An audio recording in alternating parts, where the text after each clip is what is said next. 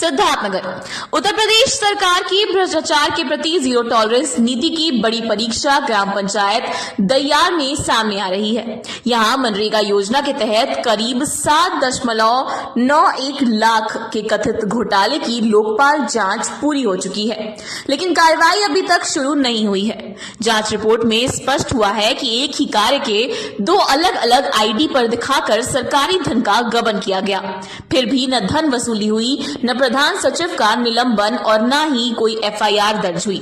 शिकायतकर्ता जंगल प्रसाद उर्फ जगाराम ने इसे मामले को लोकपाल के पास पहुंचाया था। जांच में दोषियों की भूमिका सामने आने के बाद भी प्रशासनिक स्तर पर चुप्पी छाई हुई है। आखिर क्या वजह है कि राजनीति के आगे सच्चाई सामने नहीं आ पाती है? जगाराम ने संपूर्ण समाधान दिवस पर जिलाधिकारी के समक्ष भी पूरा मामला रखा, जहां कार्रवाई के निर्देश दिए गए, लेकिन विभागीय अधिकारी अभी तक मौन है। ग्रामीणों का आरोप है कि स्थानीय स्तर में सत्ता में बैठे लोग इतने मजबूत हैं कि नियम कानून भी उनके सामने बेबस नजर आ रहे हैं।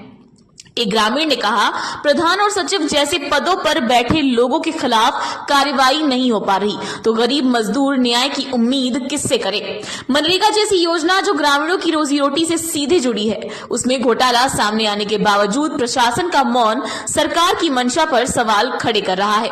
प्रदेश में भ्रष्टाचार पर सख्ती के दावे किए जाते हैं, लेकिन सिद्धार्थनगर में ये मामला दिखाता है कि अब नीति अभी तक जमीन पर नहीं उतरी। ये मामला अब शासन के सामने चुनौती बन चुका है। क्या यहां भी जीरो टॉलरेंस नीति लागू होगी या रसूखदारों के आगे कार्रवाई फिर से ठप रहेगी?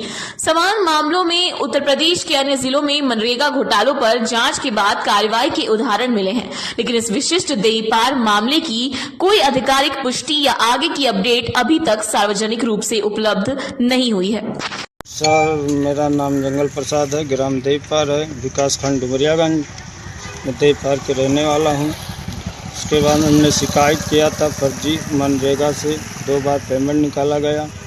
अभी तक शिकायत हमने किया, कोई सुनवाई नहीं हुआ। हमारे मनरेगा लोकपाल साहब जी हमारे ग्राम देईपार में आए होते, भारी संख्या भी जुटी हुई थी।